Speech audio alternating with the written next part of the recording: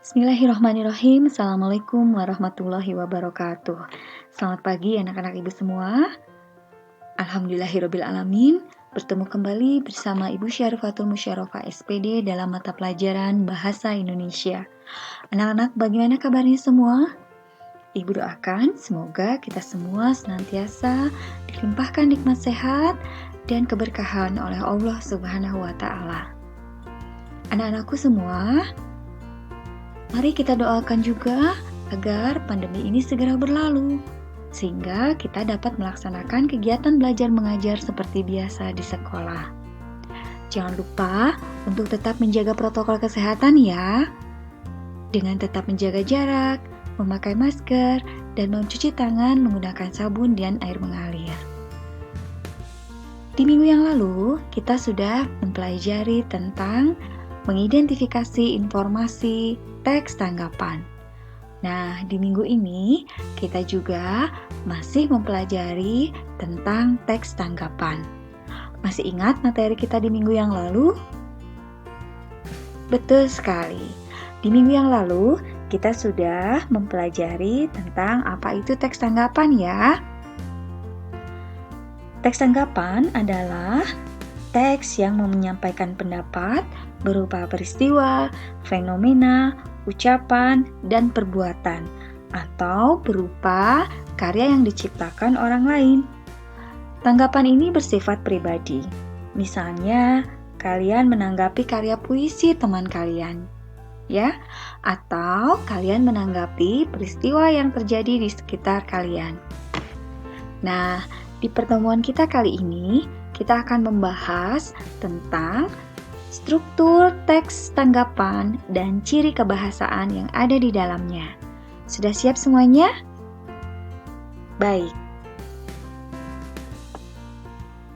Agenda kita hari ini, yang pertama, sebelum memulai pembelajaran, kita berdoa sesuai agama dan kepercayaan masing-masing ya. Kemudian yang kedua, memahami kompetensi dasar tentang teks tanggapan. Yang ketiga, membaca contoh teks tanggapan. Yang keempat, memahami struktur teks tanggapan. Yang kelima, menentukan 3 bagian struktur teks tanggapan. Yang keenam, menentukan ciri kebahasaan dalam teks tanggapan. Dan yang ketujuh adalah refleksi. Baik anak-anak, sebelum memulai pembelajaran, kita berdoa dulu ya, sesuai agama dan kepercayaan masing-masing. Berdoa, dimulai.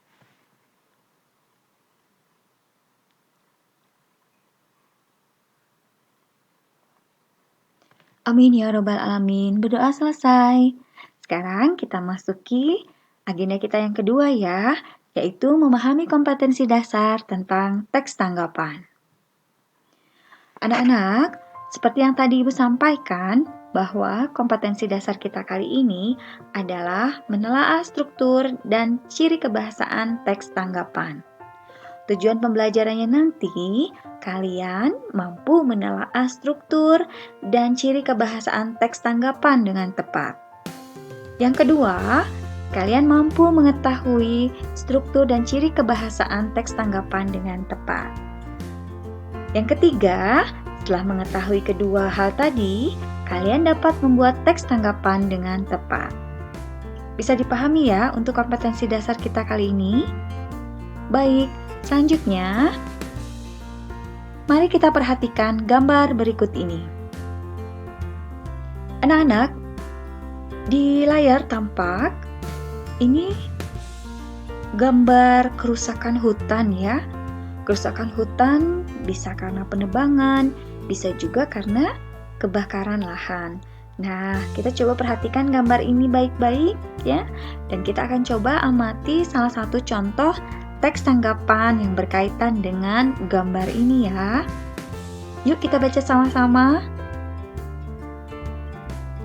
Nah, ini teksnya anak-anak. Ada 3 paragraf ya. Kita cermati untuk paragraf yang pertama. Belakangan ini terdapat banyak kebakaran hutan dengan kejadian dan sebab yang beragam.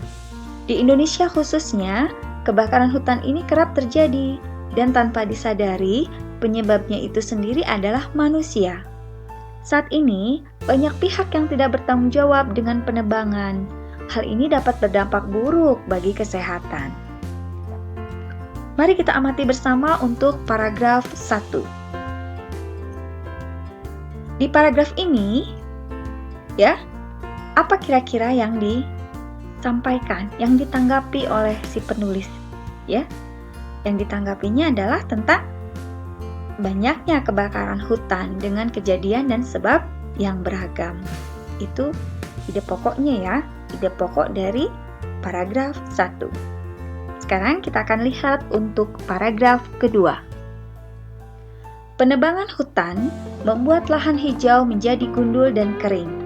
Potensi kebakaran semakin besar. Hal inilah yang menjadi penyebab utama kebakaran hutan. Pihak berwajib seharusnya mampu bertindak tegas agar mengurangi angka kebakaran hutan di Indonesia. Nah, di paragraf kedua ini sudah lebih rinci anak-anak dari pengembangan dari paragraf 1, ya. Kalau paragraf 1 tadi berbicara tentang banyaknya kebakaran hutan ini dengan kejadian dan sebab yang beragam, di sini penebangan hutannya membuat lahan hijaunya menjadi gundul dan kering, ya. Ini amati, ya, perbedaannya antara paragraf 1 dengan paragraf kedua. Sekarang kita baca sama-sama ya untuk paragraf ketiga. Lahan hijau memang harus dijaga dengan menetapkan porsi penebangan hutan di Indonesia. Hal ini dilakukan agar lahan hijau semakin banyak ditemukan di Indonesia. Dengan demikian, udara di Indonesia akan semakin sehat dan segar untuk dihirup. Nah, coba kalian amati untuk paragraf 3. Terlihat tidak anak-anak perbedaannya antara paragraf 1, paragraf 2, dan paragraf 3? Kalau di paragraf 3, ditutup dengan sebuah kesimpulan. Lihat, ini ada kata kunci. Dengan demikian, kemudian amat berupa teks tanggapan. Nah, yuk kita sama-sama lihat ya. Kira-kira topiknya apa sih yang sedang ditanggapi tadi? Sudah kita bahas? Topiknya tentang apa ya? Betul sekali. Topiknya tentu saja tentang kebakaran hutan dan kerusakan hutan, ya. Kebakaran hutannya tadi sudah dijelaskan di paragraf 1, ya, dengan kejadian dan sebab yang beragam, gitu. Jadi topiknya adalah tentang kebakaran hutan. Kemudian selanjutnya kita lihat untuk paragraf ke-1. Anak-anak, struktur teks tanggapan yang pertama itu diawali dengan konteks, ya. Jadi setiap teks itu pasti memiliki bagian pembuka, ya, memiliki bagian pembuka atau pendahuluan. Nah, bagian pendahuluan di dalam teks tanggapan itu disebut dengan konteks, ya, disebut dengan konteks. Kita amati konteksnya, ya. Belakangan ini terdapat banyak kebakaran hutan dengan kejadian dan sebab yang beragam. Di Indonesia khususnya, kebakaran hutan ini kerap terjadi dan tanpa disadari penyebabnya sendiri itu adalah manusia. Saat ini banyak pihak yang tidak bertanggung jawab dengan penebangan. Hal ini dapat berdampak buruk bagi kesehatan. Nah, konteks itu membahas tentang apa saja sih yang ditanggapinya, apa sih yang ditanggapinya, objeknya tentang apa, gitu, ya. Kemudian di mana tempatnya? Kalau tadi apa objeknya yang ditanggapi? Yaitu kebakaran hutan. Di mana kebakarannya? Di Indonesia. Apa penyebabnya? Penyebabnya manusia itu sendiri. Terus bagaimana dampaknya? Dampaknya ternyata berdampak buruk bagi kesehatan. Nah, paragraf awal ini mengupas tentang apa, di mana, penyebab, dan bagaimana. Itu untuk menggali paragraf awal, ya, atau yang disebut dengan konteks di teks tanggapan. Jadi paragraf awal di dalam teks tanggapan disebut dengan konteks. Ya, bisa dipahami anak-anak?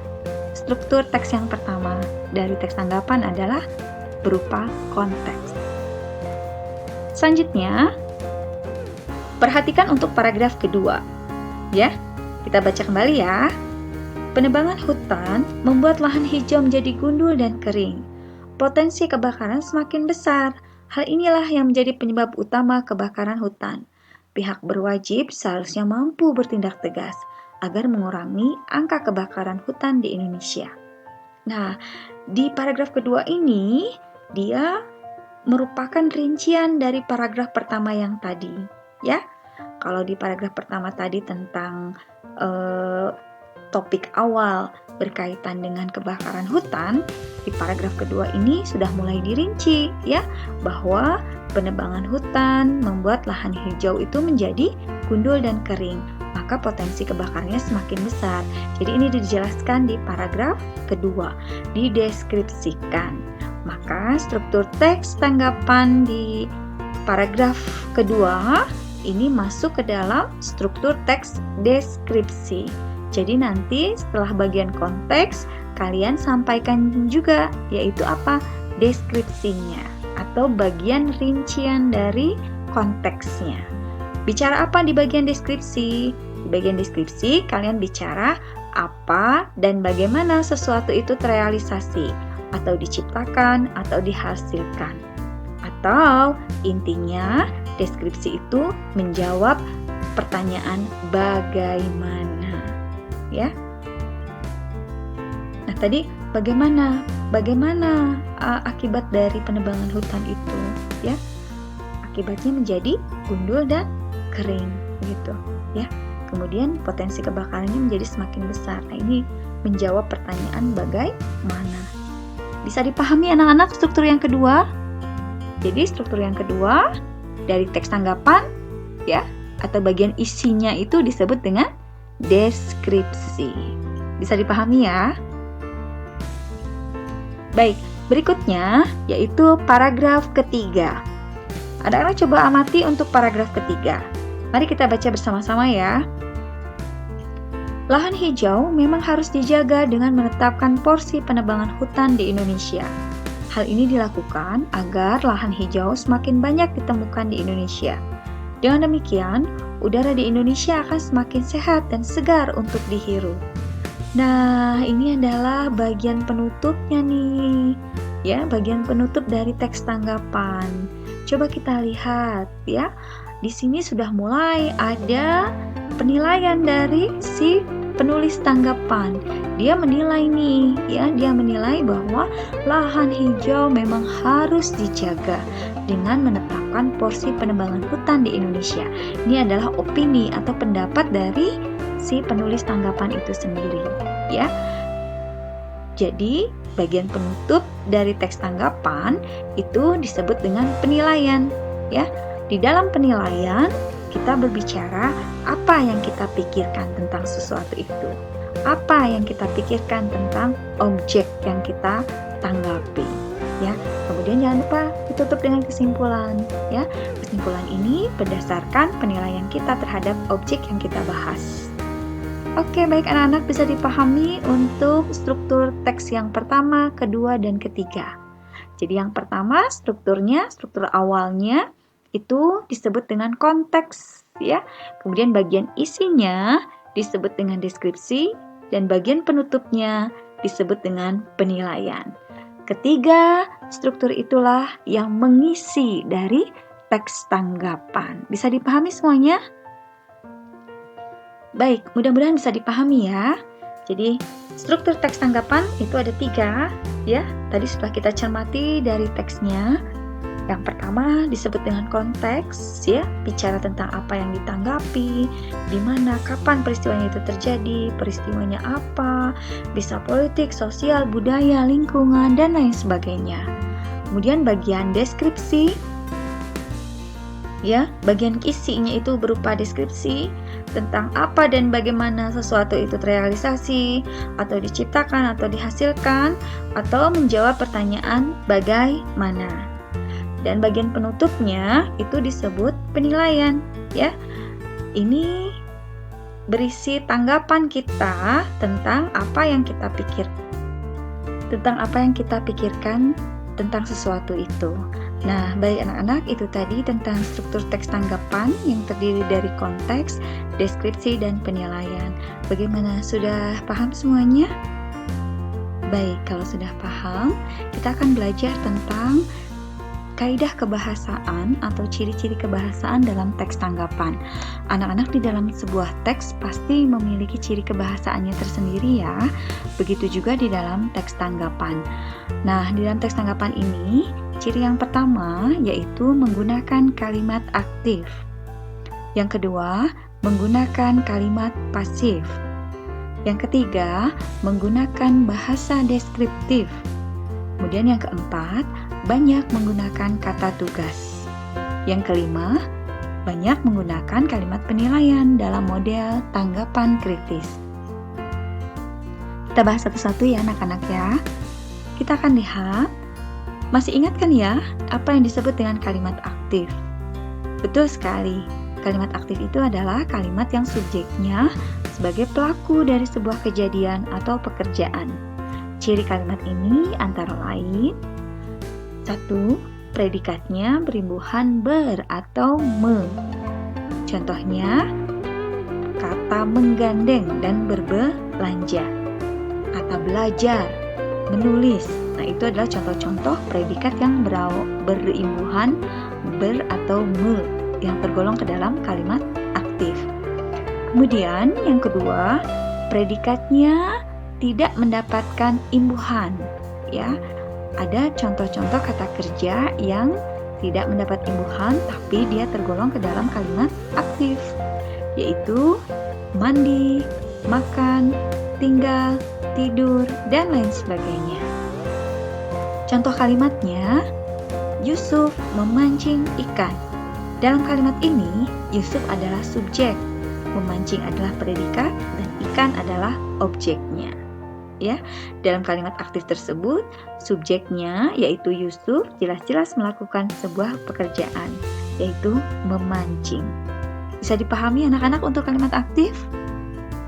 Baik, selanjutnya yaitu tadi sudah dibahas bahwa di dalam teks tanggapan juga banyak menggunakan kalimat pasif. Apa itu yang dimaksud dengan kalimat pasif? Betul sekali. Kalimat pasif itu adalah kalimat yang memiliki subjeknya dikenai sebuah pekerjaan. Ciri-cirinya, yang pertama, predikatnya berimbuhan ke-an, atau berawalan ter, atau juga berawalan di. Contohnya, dibekuk. Nah, itu contoh katanya, ya. Terjatuh, ya.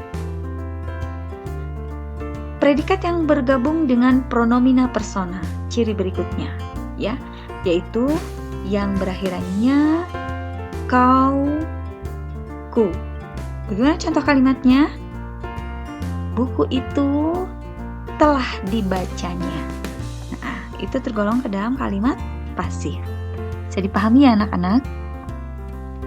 Berikutnya, yang ketiga, yaitu banyak menggunakan bahasa deskriptif atau bahasa yang bersifat deskriptif, yakni kalimat yang menggambarkan sesuatu yang ada dengan pemaparan yang rinci dan jelas.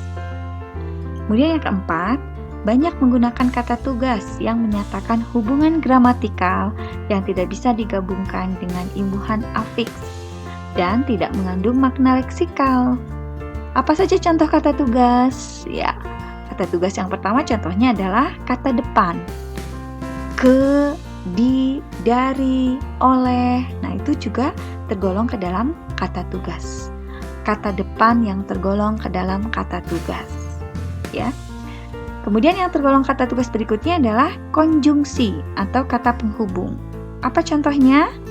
Betul sekali. Konjungsi karena, sehingga, bahwa, yang, ya, itu adalah tergolong ke dalam kata tugas. Dan masih banyak konjungsi yang lainnya. Kemudian ada satu lagi untuk kata tugas, yaitu yang disebut dengan partikel. Apa saja contohnya? Pun, lah, kah, itu tergolong ke dalam kata tugas. Ciri kebahasaan yang kelima berikutnya dari teks tanggapan adalah menggunakan kalimat penilaian dalam model tanggapan kritis.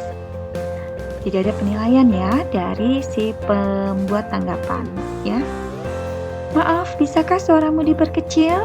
Itu contohnya ya. Lukisanmu sudah bagus, akan tambah bagus kalau dibingkai. Sebaiknya kalian besok jangan terlambat ya. Ini ada typo ya, besok harusnya. Yang keenam, menggunakan kalimat pujian dalam model tanggapan pujian. Contohnya, kamu hebat dalam hal ini. Aku nyaman bermain dengan kamu. Wow, luar biasa tulisanmu. Begitu bagus. Nah, ini adalah contoh kalimat pujian dalam model tanggapan pujian. Bagaimana anak-anak, sudah paham ya tentang struktur dan ciri kebahasaan dalam teks tanggapan? Mudah bukan? Nah, untuk lebih memahami materi hari ini, silakan isi kuis berikut ya di link yang akan Ibu bagikan berikut ini. Nah, ini linknya. Silahkan kalian isi. Link ini juga akan Ibu bagikan di grup WhatsApp ya, dan di grup Google Classroom ya. Silahkan diisi untuk lebih memahami materi kita hari ini. Baik anak-anak, kesimpulan pembelajaran kita hari ini bahwa teks tanggapan itu adalah sebuah teks yang isinya memberikan pendapat terhadap sesuatu atau sebuah karya, atau teks yang berisi respon atau masukan terhadap suatu hal yang disampaikan oleh seseorang. Teks tanggapan memiliki 3 struktur, yaitu konteks, deskripsi, dan penilaian. Selain itu, di dalam teks tanggapan terdapat ciri kebahasaan yang melekat di dalamnya. Tadi sudah dijelaskan ya tentang ciri-ciri kebahasaan yang ada di dalam teks tanggapan. Bagaimana anak-anak, sudah bisa dipahami semuanya? Alhamdulillah. Sekian pertemuan kita hari ini. Sampai bertemu pertemuan selanjutnya. Tetap semangat dan jaga kesehatan selalu ya anak-anak. Billahi taufiq wal hidayah. Wassalamualaikum warahmatullahi wabarakatuh. Semoga bermanfaat.